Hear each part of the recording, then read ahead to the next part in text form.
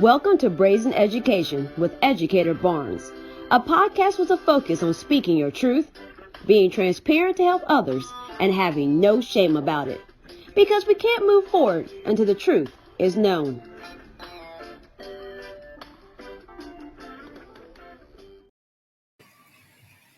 Well, welcome to Brazen Education. I am super excited today. Today I have a special guest with me, Dr. Khandicia Randolph, and she has authored a book called The Black American Church, Leadership, Dispensation, and Challenges. And we're going to talk a little bit about the Black church and education. Dr. Randolph, thanks for being here today. Thank you. Thank you for having me. I appreciate it, Educator Barnes. So tell us a little bit about how you came to write this book around Black churches. That is the number one question I get. I don't think no matter what podcast I do where I'm speaking, that's always the question that I get. And so I almost feel like a broken record. But people are like, why are you writing about this? And some people are like, you're going to get flack if you write it. It's a critical analysis. It's not a fun-filled book. It's not a warm and fuzzy book. And essentially, I did research 4.5 years ago now on a particular organization. The organization was not related to the Black church or any church. However, as I analyzed the data of the organization and what it was a leadership analysis and assessment. And as I analyzed the behaviors of the executive leadership persons in that particular organization, I realized when I was trying to get to the root cause of what their issues were, which is what I was consulting on, that their behaviors were behaviors I saw in the church. And me being me, I asked myself, I said, okay, well, just the behaviors that I'm seeing, because that particular organization was part of a larger organization. So it was a sector of it, a branch, a chapter, a cluster, whatever words you want to use to define it. And I'm familiar with the larger organization. I said, okay, did this here organization, which is a historically Black organization, did it get its behaviors from the church? Did the church derive its behaviors from people in this organization or organizations like it? And by sheer chronology, I decided it had to be the church, or I guess I didn't decide it had to be the church. Time decided that, because the first Black church in America was founded in 1790, which is the AME Church, the African Methodist Episcopal Church. And so the particular organization I was looking at, although they had 100+ year history in the U.S., that didn't, supersede this 240-year history, right? And so getting the opportunity at the end of my doctorate program to do a project that had to do with leadership, leaders, anything surrounding that particular subject matter, I said, well, I'm going to figure out where it came from, how it derived, how it affects the rest of society, because clearly it's affecting the rest of us. I said, yeah, we're going to talk about these challenges. So what are some of the challenges that you found with leadership within the Black church? And let me back it up. For some people, how do you define the Black church? So if you were going to explain to somebody who hadn't heard the phrase the Black church before, how do you define it and what's part of it? Because within Christianity, there's different, like the AME, the Church of God in Christ, Baptist, Missionary Baptist. So can you give us, because you and I both have been doctoral programs, and one of the things they want you to do is define everything you're talking about. We define everything. So how would you define it before we actually talk about some of the leadership issues that you came across? Yep. And so that's actually on page 1. That is the very first thing that I did before I put pen to paper, so to speak, was I gathered a definition. And because it was an academic manuscript, I knew the definition couldn't be my own, right? It couldn't be, well, the Black church is this, or it's kind of like that. But it had to be what some justifiable entity had some factorial numbers that they could attribute that based on research was the Black church. And so how the Black church is defined by the Pew Research Center is it's the historically 7 Black denominations, or denominations that were started by Black people and have remained, historically Black, that are rooted in the customs. It really has to do with. So let me put a pause in where I'm going with that thought and say that those 7 denominations are, as you said, the AME Church, CME, which stands for Christian Methodist Episcopal. There's AME Zion, which is African Methodist Episcopal Zion. As you mentioned, the Church of God in Christ, which is the largest global Black denomination. The American, okay, so then here's where it gets tricky, because the Baptist denomination used to be the largest until it fractioned. So you have the American Baptist, Baptist International, and you have the Progressive Baptist denomination. And I think that's 6. So then, 3, 4, 5. Yeah, that's 7. So that's how it's described. But in my definition, so to speak, so for the purposes of the book, I use that definition. But you also have other denominations like the PAW, the Pentecostal Assemblies of the World, or the Holiness Church, that came out of the Church of God in Christ. And so I think the way academia describes them is those are kind of lumped under COGIC, right? But then you also have non-denominational. So you have churches that are Black and have a lot of nuances of the Black church, but they're non-denominational. And that's actually a category in the book, is non-denominational, because I had several people participated in the interview who are non-denominational. So for the book purposes, that one, so we could throw that in as an 8th, because it's an emerging denomination, so to speak. And I actually found out from someone else that even though people are part of non-denominational churches, they still belong to like governing bodies or institutes. It was so weird to me, because I'm like, well, if you don't want to be hampered by other people's rules and dogma, then why are you in this group of things that's for non-denominational churches? Just like, why are we starting over, right? But nevertheless, so that's how it's defined. Now, if you define the Black church in another way, so if I were to take away naming the different denominations that exist and look at the cultural and anthropological aspect of it, which really is the approach that I took, what separates the Black church from another church, for instance, maybe a Catholic church that's predominantly Black, or an Anglican or Episcopal or Lutheran church that's predominantly Black. The Black church, first of all, is controlled by Black people.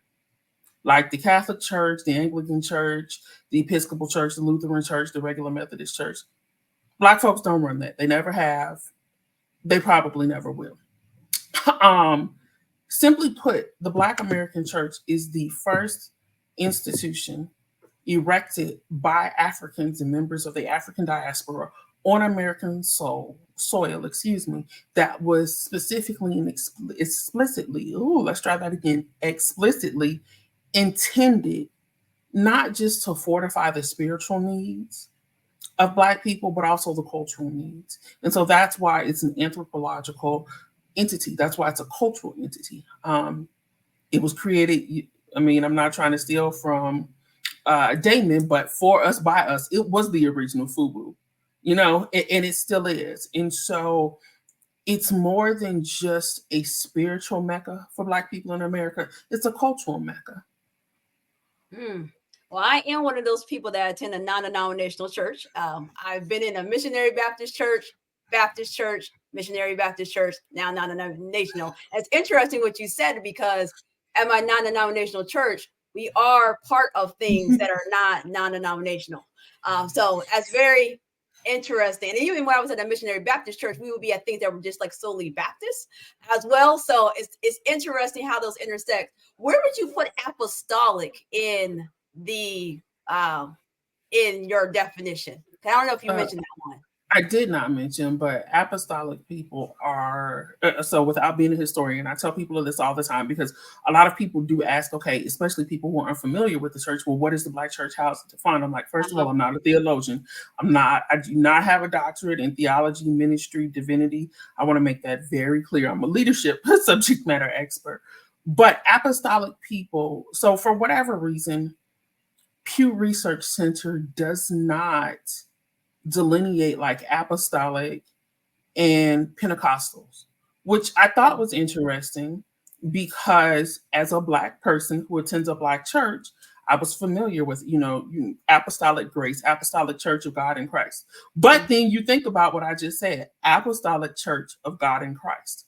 Based on my research, the Holiness Church, PAWs and Apostolic drew originally from those who started the Kojic denomination. Gotcha. And so I think those who researched them, or those who are cataloging it rather, because it's not actually us who's doing the cataloging. When you really think about it, we're not cataloging ourselves.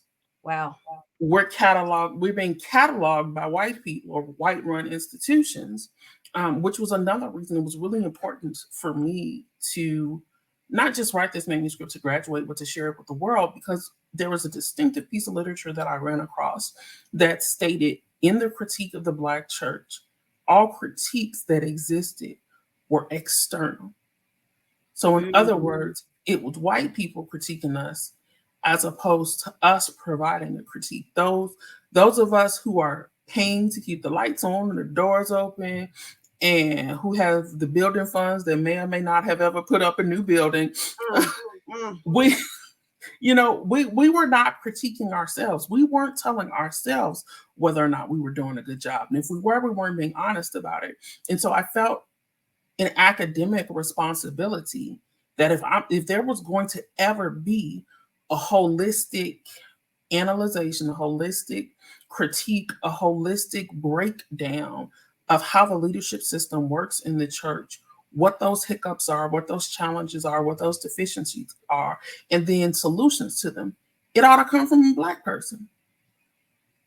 Well, you make a really good point, because a lot of times when we look at research, and both you and I have researched before, you're trying to find research from the people or the situation that you're researching, and then you look and you look and you look at the references of the thing you found, and you look at those references, and you're like, is there not anything? And so a lot of time when we hear about adding to the body of research, that is a serious endeavor for Black people, because we have to tell our stories. So with that being said, what did you find when it came to leadership in the Black church? Because you mentioned about these churches splitting off, because the church I attended as a child, that church split off and did their own little thing. And that's a very common thing I feel in the Black community, that a church is just like, we're just going to agree to disagree and separate. So I wonder how that falls in with the leadership analysis. I'm going to let you tell a little bit about that. So fractioning, or actually it would be both, because a faction is a division of a larger group, and a fraction means it's a part or to break away. And what happens is that these factions within inside of churches then fraction from the larger church. That would be an interesting book just for someone to write about that. Please don't y'all send me an email when it's over, because I've already got requests for part 2 of this one and to write about gender bias and discrimination. So please, nobody send me an email, instant message. Gender bias one will be a good one, though. I have not said no to it.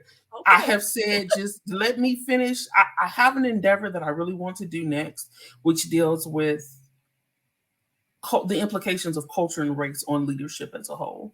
And I really, really need to birth that and get it out of my soul before I continue, back down this path of leadership in the Black church, because I don't want, and it's not about being one-dimensional or even two-dimensional, but I have specific interest in the mitigating effects of culture and race on leadership. Obviously, I wrote about the Black church, right? Because no one else did.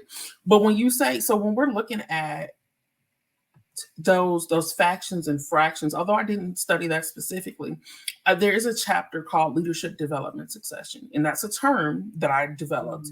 And essentially what it combines is leadership succession management and leadership development. And for those who are unfamiliar with that topic, succession essentially just means who's coming next in line. So who's going to be the next pastor? Who's going to be the next chair of the trustee board? Who's going to be the next musician, the next choir director or directress? Who's going to be the next head of the usher board? Who's going to be the next youth pastor, the next superintendent, the next Sunday school director? Who's going to take over Vacation Bible School when Sister Becky goes? Who's going to run the church kitchen ministry? Who's going to drive the van because Deacon Palmore is 95 years old and can't see anymore, right? All of those things are succession management issues. Leadership development is a lot of people think it means developing a leader. That's leader development. Leadership development is when you have a pipeline of people within your organization who are ready to take on a leadership role at any given point. They're both able and willing to do that. And so when it comes to executive leadership positions, the two have to go hand in hand. And so that's why I use the term. But when you look at the faction and the fraction that you're talking about, and why, I grew up and this church was called, I almost said the name of my church. I don't want to anybody think I'm picking on them. So this church was called, Church on the Hill Missionary Baptist Church. And then you go away to college and come back, and now you got Church on the Hill and church at the bottom of the hill because somebody done got mad and went down here. Sometimes that happens because of a lack of leadership development succession. Sometimes there's two problems, or three or four, really. One of the problems is we don't have succession management in place. We're not actively preparing for the next generation of leaders. We want to ride the leaders that we have until they're dead. And I use this every time I talk about leadership succession in these conversations and in these talks. People want to make the pastor, they're the pastor either until they're dead or until they're on their deathbed. And it's time out for that. If you want to be biblical and try to hit me with some religious theology, then that's great. The Bible says that old men are for war, or for counsel, and young men are for war. Being pastor is worship. You should not, and I want to be clear, I said worship, WARSHIP, not worship, WORSHIP. It doesn't mean you throw away old people, right? Not suggesting we throw away old people. We need our seasoned members. We need our older members. We need our younger members. But if that person is lying in the bed, hooked up to machines, and instead of us trying to figure out what's going to happen if God calls them home, or if they become incapacitated, if we're instead praying for, we ought to be praying, but we ought to be praying and planning, and we fail to plan. And so a lot of times in those fractional situations, you have that person who has been the pastor for 10, 20, 30, 40, 50, 85 years. And one of two things happens. They leave or they die. And once they die and or leave, because the church itself has not established its footing, those persons are then attached to said pastor as opposed to the church or the mission and the vision and the values of the church or the ministry of the church. And so while you went away to college and it was the Church on the Hill, well, Pastor Gary, who had been pastor for 85 years, has gone to glory. And here's where the second part of it comes in. Not only did we not plan properly, we didn't develop leaders. And because we oftentimes do not run the church as any type of a business, we don't bid out contracts, meaning we don't do executive searches for pastors. We automatically elevate the kid or the nephew or the spiritual son or the person who's been standing by his side as his arm bearer for 30 years. And that's who we elevate to pastor instead of assessing if that person truly has the knowledge, skills, competencies, and abilities, which is another chapter in the book, to actually execute that role. And so what happens after that? Then, as you mentioned, you have that faction and fraction split. Because typically you have those situations where, I went to a church where the pastor got voted out because of some things that he did. And so after that, you have people get in their camps of who they want to be the leader. And so in your research, what do you feel drives people to not make a leadership plan? Because you feel that like in corporate world, we feel it is logical that if you die tomorrow, they're going to fill your job. They have a plan to fill your job. They got your job description on deck back there. The hit that's going to be up before your body gets cold. It's going to be up. So like, why do you think in the Black church, there's a struggle with either wrapping our minds around this concept or not doing it? And I would argue many of the elders have lived through this multiple times. So I guess, what did you find? Because I'm really curious about that. So one of the experts, I have 3 subject matter experts who I interviewed. One person was Dr. Lerone Martin, who teaches, or at the time, he taught politics and religion, African American politics and religion at WashU, so Washington University in St. Louis. Dr. Wayne Croft, who has a PhD and a doctorate in ministry and is a pastor of a Baptist church and also teaches at a theological institute, and Dr. J. Drew Sheard, who's the presiding bishop of the Church of God in Christ. And so those were my 3 subject matter experts. And when I interviewed Dr. Croft, who was exceedingly gracious to me and talked to me for over 2 hours, and to the point where his wife was like, called him twice and was like, it's time to eat. But he brought up the point, and he was really the starting point of my research. And one thing that he stated was that the Black church fails to treat the church like a business. And it fails in many times to acknowledge that the church is a business. And one thing that he said that sticks with me to this day is, he said, whether it's the business, whether you're operating it like a business, a for-profit business, or not even for-profit, but because there are plenty of nonprofits that are incorporated, and so they're businesses. He says, but whether you operate it like, a for-profit business, so to speak, he said, or whether you look at it as we're in the business of saving souls, it's still a business. And it was the second part of that really made me do what you just said, in the business of saving souls. And I was like, well, when you look at it that way, I mean, that is the biblical foundation of the church, is to save souls, to feed the hungry, to take care of widows, right? Well, in order to do that, you have to have a plan. Yep.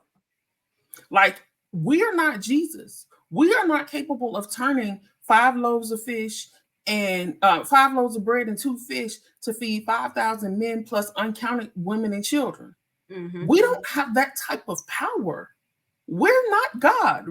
And so if we want to feed the hungry people in the community, you got to have a plan, which means you have to have budgets. You have to have multiple type of budgets. You have to balance these budgets. You should be paying your taxes. These are all conversations that, as you've mentioned before, we've tended to skirt around.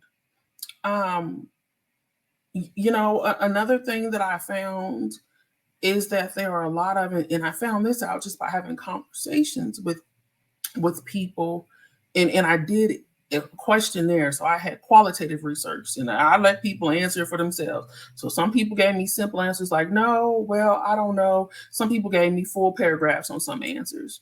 And there are still many churches in the parts of the literature review, so to speak, that I was able to find. So what was already out there, most of the content about the Black church that exists is in chapters 1 and 2.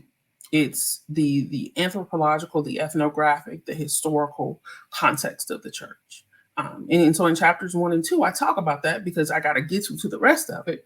But then when you're looking like at, for instance, collaboration is one chapter. Most of the information about collaboration that exists talks about diabetes collaboration, collaborations from some mental health, but nothing else about that.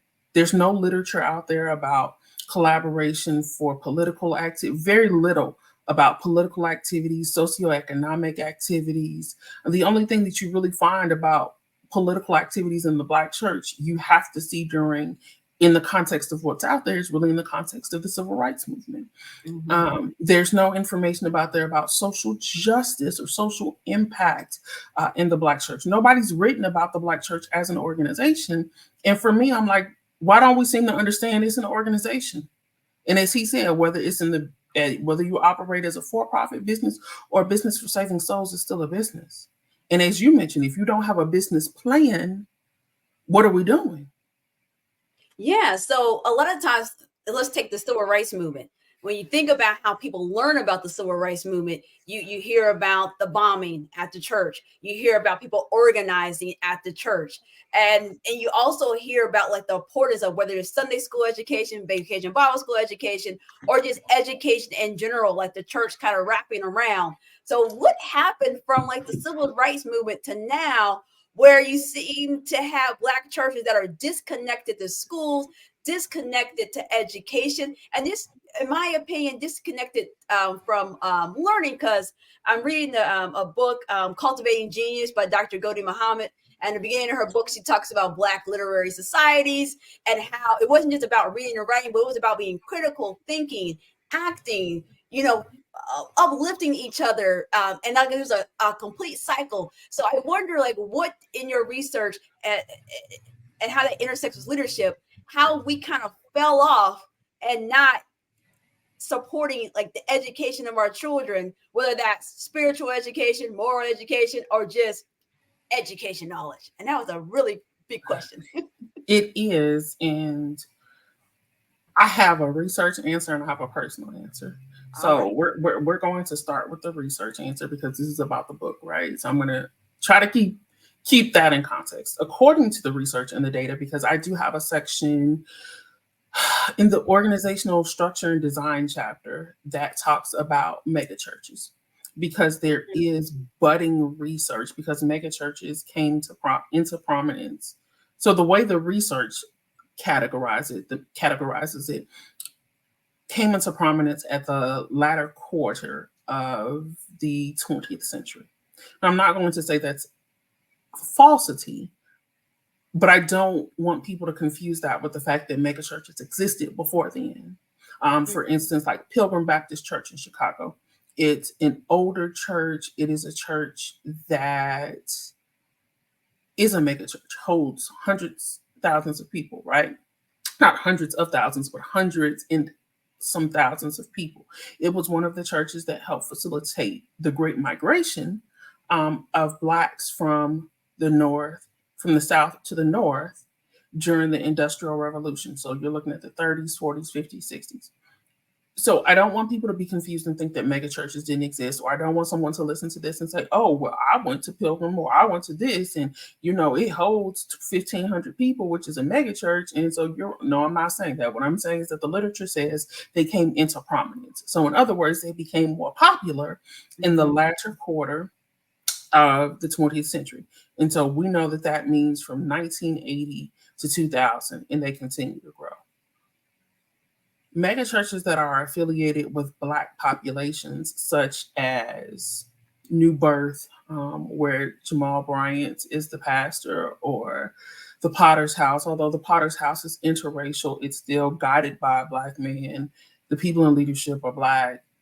When I look at the screens, I'm going to say at least 50% of the population is Black. House of Hope in Chicago. These are Bill Winston. Those are all mega churches that are Black. What the research tells us about that is as these churches begin to grow and come into prominence at the latter portion of the 20th century leading into the 21st century, is they were erected for two reasons, not just to hold more people, but they were erected outside of metropolitan areas. So you have a lot of churches that are mega churches that are not in centralized cities, a lot that are in suburban areas or the surrounding borders of the city because you needed room that wasn't already occupied. And the members of those churches are persons who are typically have a higher education level. And so we've now gone from our storefront churches that were comprised of people who may have had a high school education, may not have had a high school education, to these multi-million and billion-dollar properties where people are college graduates and have graduate degrees and terminal degrees. And so when you look at that growth pattern, and when you look at that organizational development pattern, one might believe that because of the rise of the mega churches who are filled with more educated people, there's not a need or an educational gap to fill. Mm. That's the research progression part of it. The other side of the research, I just decided to go a different way with this answer. The other side of the research shows, in my chapter on collaboration, ask the question: do you collaborate? Does your church collaborate with other church? Another question says, one question was, does your church collaborate with other churches within its own denomination, outside of the denomination, and then with the community at large?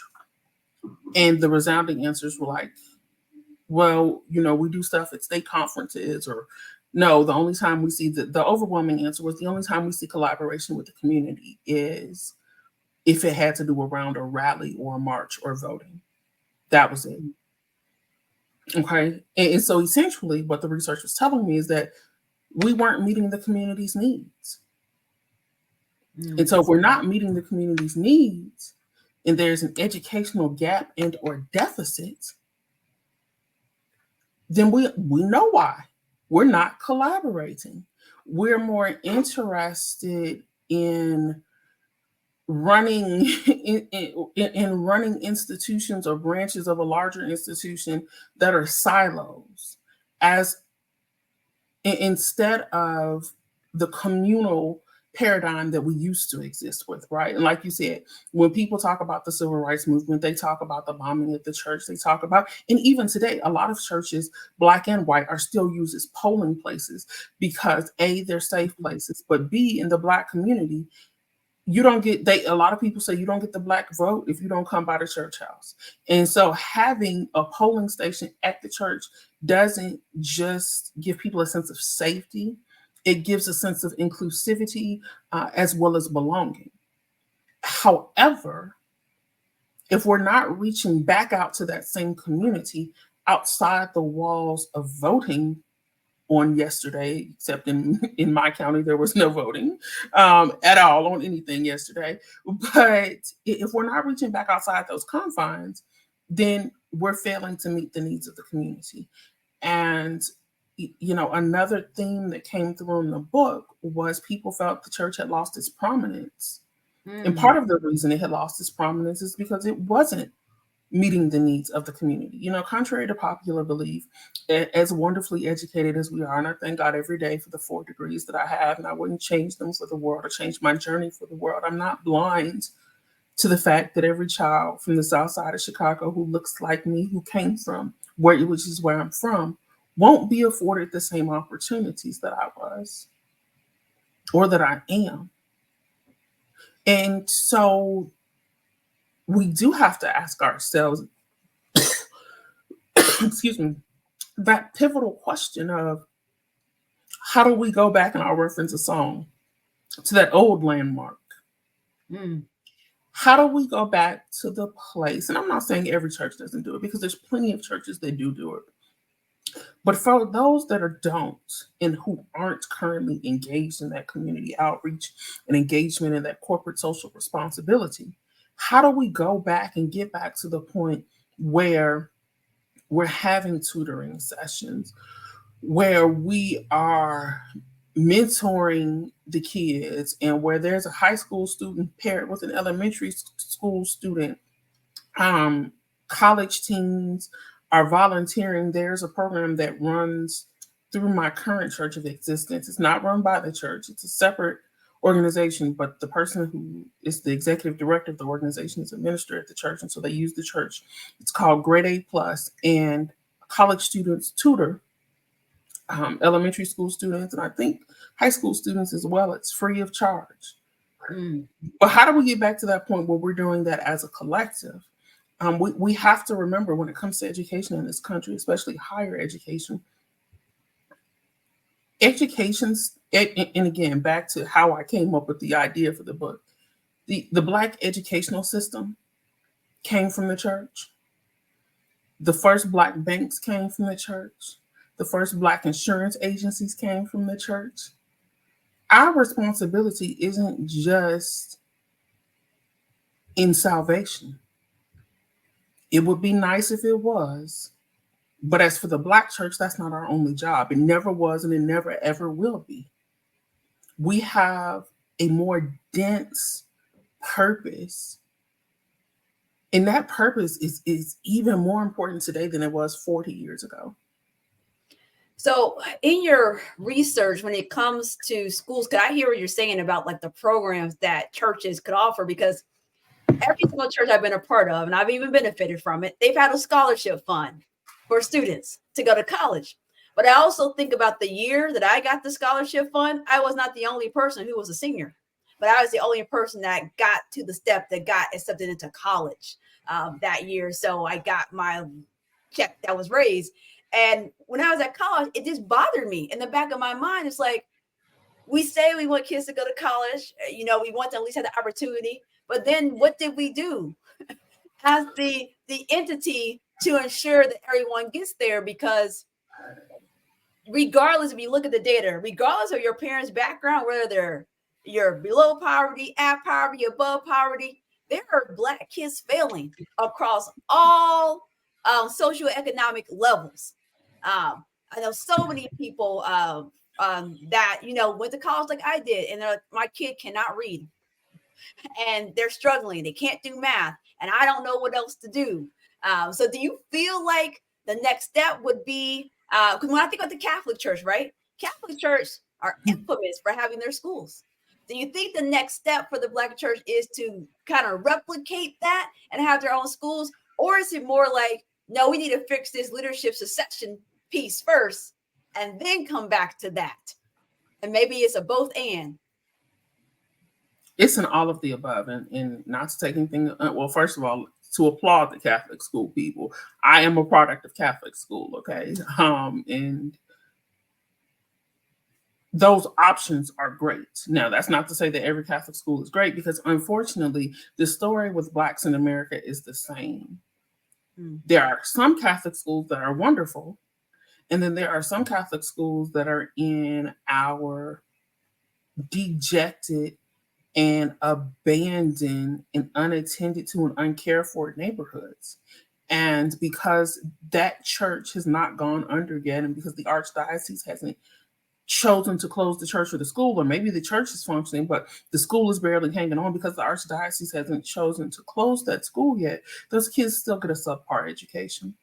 And so the sad reality in America, and like I said, I'm one of those people when it comes to race and Black and white, I don't sugarcoat it. I don't tiptoe around the issue. The sad part is that being Black in America is hard and it's rough. And whether you go to a public school or whether you go to a Catholic school, if it's not a Catholic school that's fully supported and funded because of the neighborhoods that it's in, there's still a problem.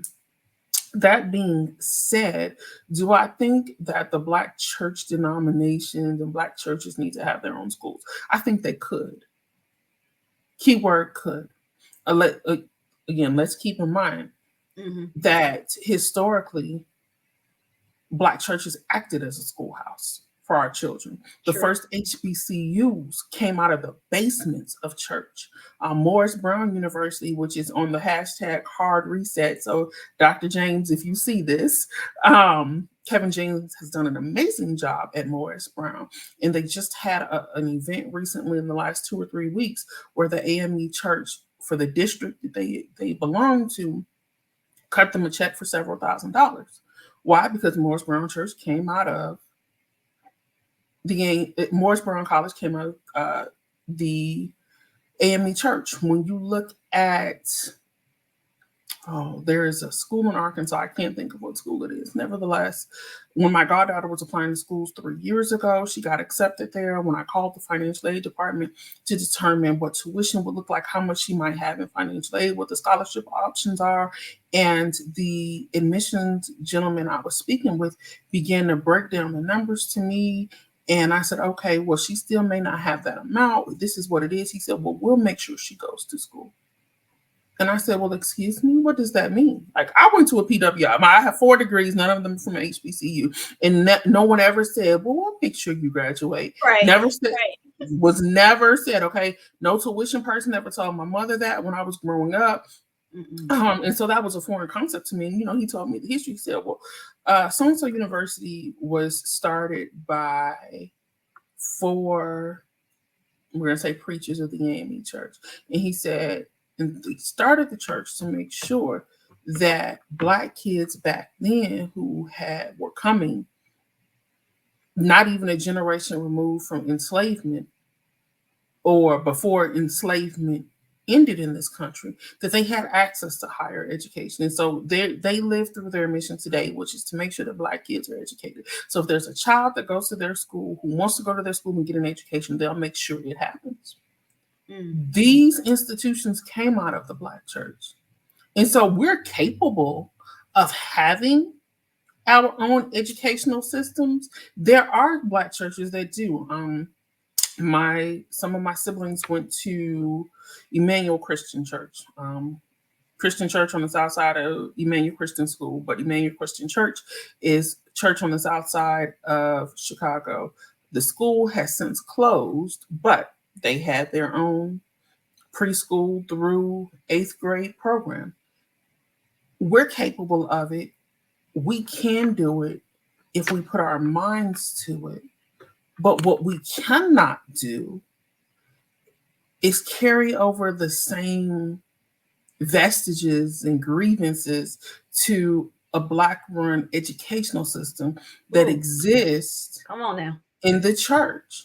And so you can't have somebody who's been principal for 50 years, right, and you haven't cultivated the school such that when that person retires, hopefully, and or dies, they haven't been developing a next generation and a generation after that, because then they close and we're right back where we started. We can't have a school system that promotes people based on nepotism. Now, I am not suggesting. You stepping all in it. Well, it's in the book, right? These are questions that I ask, like, how was your pastor chosen? And somebody put, what did they tell me? I believe somebody's response was, well, his son's going to become pastor, or we don't have a plan. I asked, do you have a succession plan? Yeah, the pastor's son will become chapter. No, we don't have a succession plan, right? If we were on Zoom, I would pull up the PDF from my publisher and go to that chapter and show you where they said it. It's not me. It's not my opinion. I didn't say any of it.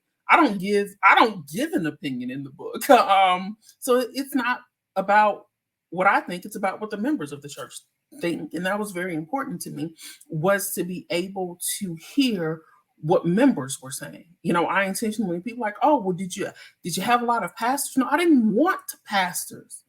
I didn't want the trustee board chairs of every church participating, because if you ask them, they're going to tell you they think they're doing great.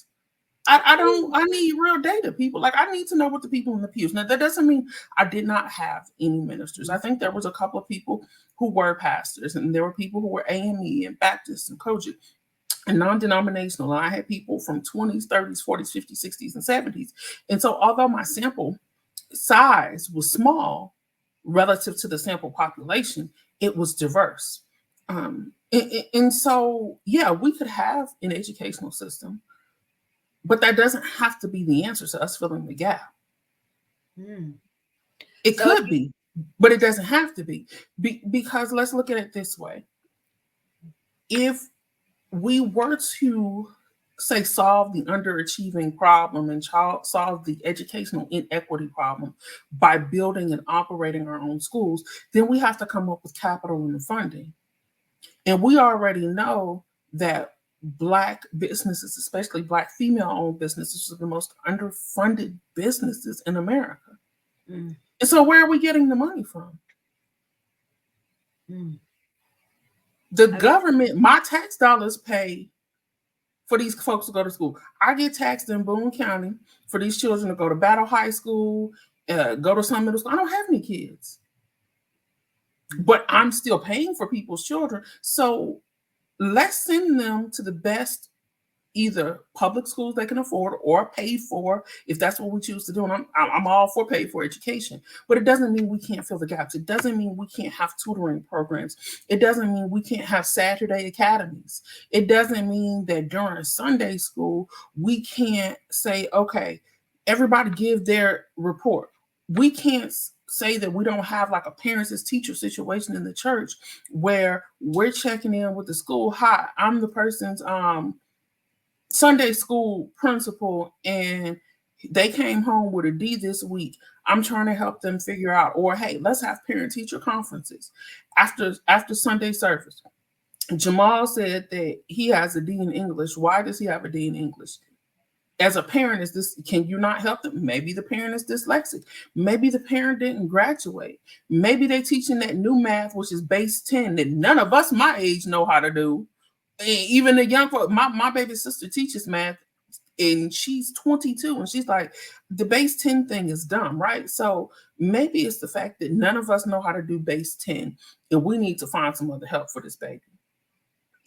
I had the guy on for all this math, so he will probably push back on that, and he's pretty dope. So he was on earlier this year, but what I hear you saying is that the wraparound services, because that's what we say in like education, the wraparound services, which may be parent support, student support, could be the actual entry point. Because it was a year or so ago, I was asked to speak to a group of parents, and it was at a church. A church paid me to come in, talk to parents, and it was really about explaining some education things to them and explaining essentially that parenting is an action word and you got to do things. Just like love. Yeah, like you gotta actively get involved. Your kid is not through osmosis. It's gonna do the things, and it's gonna be hard, and you're gonna have to stick to it. And it was interesting to me because when I first got this reach, I'm like, "You want me to come in and talk? Yeah, I'm there. Like that's not an issue for me." But I'm like, man, I wish there was more organizations like that were reaching out to say we're trying to support parents, or we're trying to support kids, or we got all these kids. We checked report cards. We asked them to bring that to Sunday school, and nobody's passing reading. Do you have a program? Can we help with the? So I think some of your point is just like the church serving the community, talking to the people, getting information about what they need. Because I think a lot of times externally, people do things to the Black community. It's like, we're going to have this backpack drive. And maybe no one needed backpacks that year. And they actually needed an iPad because the schools have all these practice things online, and they don't got an iPad at home. That's actually the drive that we actually needed you to do, not for another book bag. But you did a book bag thing because you've been doing the book bags for 50 years, and it was founded by Sister Hazel, who founded it, and we just can't not do it because it's tradition. So that part. So we discussed that in the book too, like understanding what's tradition versus understanding what is culture. And I think the last podcast I did on Soul Thursdays, he asked me that question. He said, so what's the difference between tradition and culture? I said, okay. And I read them the definition of what culture was. And I mean, I could read you guys the definition because I had to take 3 definitions from 3 various scholars to combine to give me the holistic definition that I truly wanted for people to understand who and what the Black church is, not just to America, but globally, and not just to Blacks, but America as a whole and globally. Culture includes the way we speak, the way we think, our language, our symbols, our music, what we wear. That's culture. Tradition is like you said. Sister so-and-so started giving out backpacks on August 2nd, back in 1952 until the day she died. And we're going to honor her by giving out backpacks every year on August 2nd. Okay, that's tradition. The cultural aspect of that is us meeting a need. That's the cultural part. It's meeting a need. What we have to do is, and here's the part that I did not say earlier. Before I say that, because I don't want to forget. Your personal. Yeah, I'm gonna get back to that personal, and it's not just me, but I'm gonna get back to the less researched opinion, so to speak. Well, no, not really. It is researched. It's ageism. So I'm gonna put a pin in ageism though for just a second. But we're talking about, we give away book bags, and maybe book bags aren't the answer, and maybe the answer is not as simple as a wraparound service of having tutoring. And I agree that we need more than that.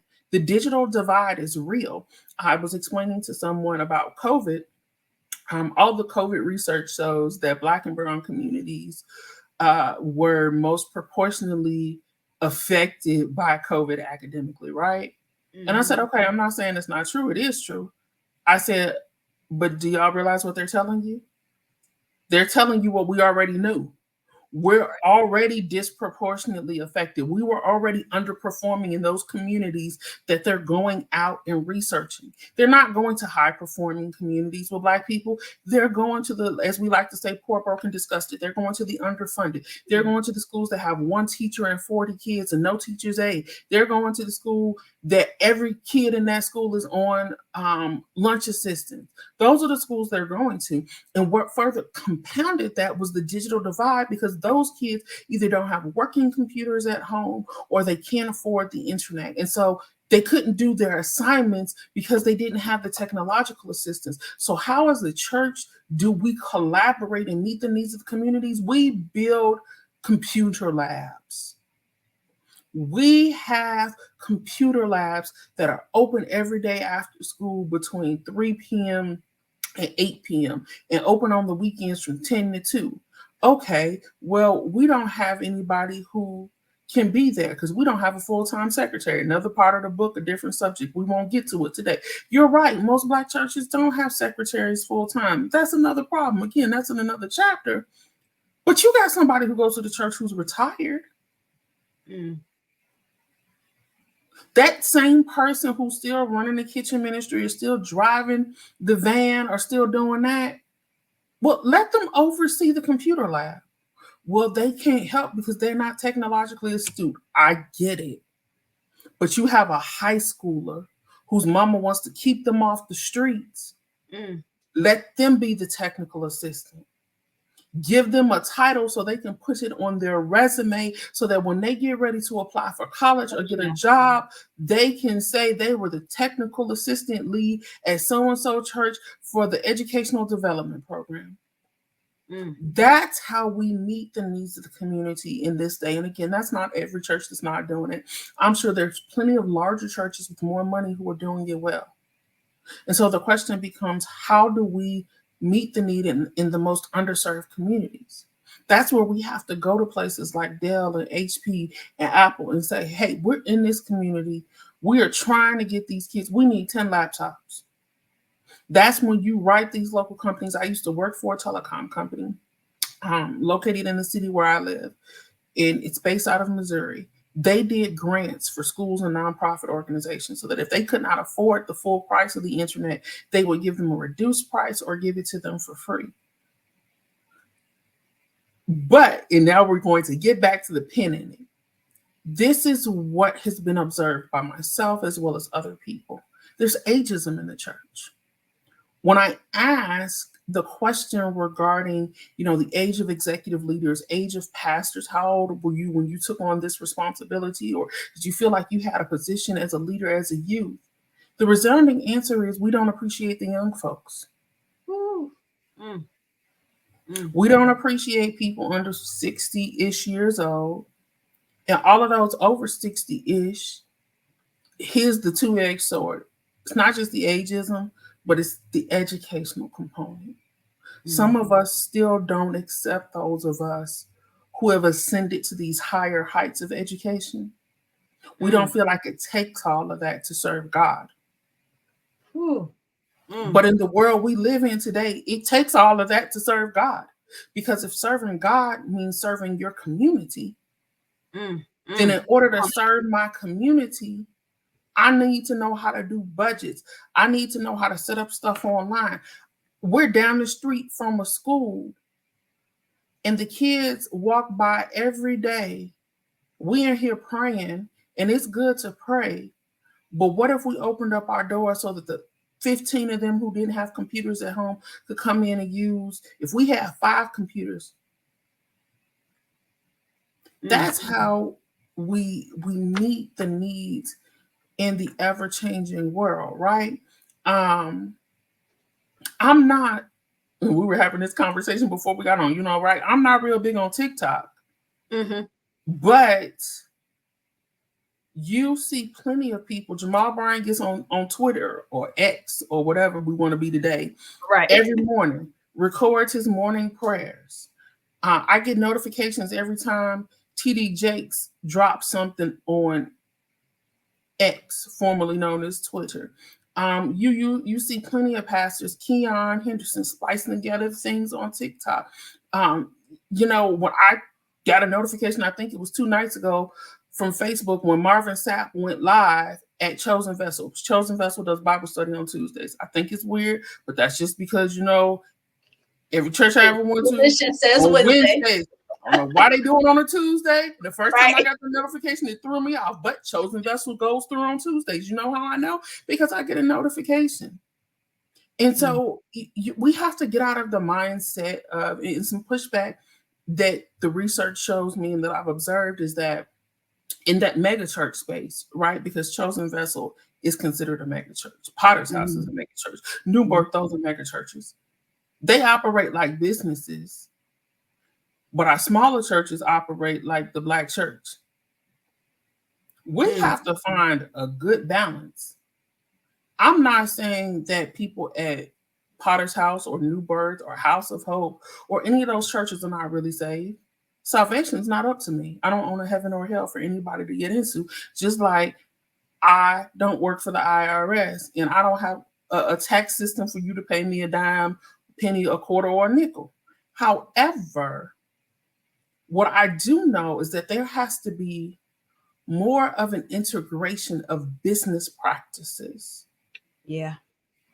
into our smaller churches, even churches that are 800, 1,000 people that are not like super small. I know people who go to those size churches and they say they still don't operate. One person who's a church administrator, they have a leadership conference every year. Okay, I'm a leadership subject matter expert. And so whenever people tell me they're having a leadership conference, I want to know, what's that entail? What does it look like? Because I want to know if we're really talking about leadership, especially churches. Right. She said, essentially, we come together for 2 days. We have like 2 or 3 preachers and some. Okay, so it's not a leadership conference. Yep. Like, I mean, why? Yeah, and I mean, you have raised so many great questions for us to really think about. What business practices should we be implementing? And regardless, I mean, when people start their own business and they're entrepreneur, because just in a moment she can tell you all about the wonderful things she does. I mean, you got to have business practices if you're a business of one. I'm so glad that you have added to the body of research, and you've added to the body of research being a Black woman, because we need more research about us by us. So with that being said, Dr. Randolph's going to tell you a little bit about her work and what she does and how you can connect with her. All right, there are like 5,000 ways, it seems, to connect with me these days. If you want to find me on social media, there are 2 LinkedIn accounts. You can either get me at Dr. Khandicia Randolph, MA, MPA, that's my professional one, or you can hit my author's page, which is just Dr. Khandicia Randolph. I am on both of them. Nobody handles the pages but me. I'm also on Instagram as Dr. Khandicia Randolph, as well as Facebook as Dr. Khandicia Randolph. And again, there's both personal and professional pages. If you want to make contact with me, if you need leadership and org development help, want me to do training, come to the church, you can email me at drkhandicia@gmail.com. Khandicia is spelled just like on the screen there. You can also visit my consulting firm's website, which is Finer Consulting. It's https:// Finer Consulting Service, no S.com. You can book a consultation on there. The consultation is free for the first one. It also gives you an outlay of what our different services are. Now, if you would love to purchase the book, and I know everybody does, I'll give you a version of what it looks like. This is the hardcover. Hardcovers and soft covers are available on Amazon, Barnes & Noble, Target, other online retailers, thrift books. I saw somebody bought a couple on eBay. So wherever your heart desires, it is the Black American Church Leadership Dispensation and Challenges. If you don't want to remember all of that, if you type my name in Amazon or in Google, it will take you to a location where you can purchase the book. So I hope that I've added to your understanding. I hope I've added to the body of literature, and I hope I've given everyone some things to think about and to take away with them. And again, hit me up. Let's have a conversation. Let's talk about it, because there are solutions. And for those of you guys who might be saying, oh, she just pointed out all the problems in this book, I'm not buying a book because it's full of problems. Spoiler alert, there are recommendations in the book as well. And so it's a practical guide to leadership. Well, Dr. Khandicia Randolph, you have been a phenomenal guest. You have shared so much knowledge with me that I didn't personally know. And you also have raised us to a call of action. What do we do, and what more can we do? And whether you're listening from a mega church, whether you're a small church, whether you're not in the church, whether you're in the community, I think every box that you're in, I think we all can do more, because our kids, our community, our society, is worth it. So please connect with Dr. Randolph and all the places that she mentioned. Buy the book and leave a review, because authors, they love you to leave them a review. It helps them to continue their work. And I'm over here, I'm rooting for you as you continue your research, because I hope for you that this is a beginning of a path of like getting us with these leadership gems, because we need that. We need solid leadership foundation. So I always like to give love to people who are doing the work, because this work is not easy, but this work is definitely needed. So I appreciate the work that you're doing, and how you're adding to the body of research, because we all know that research is needed to get that needle to move a little bit forward. And to the audience, we will see you. I'll see you with a new guest on our next episode.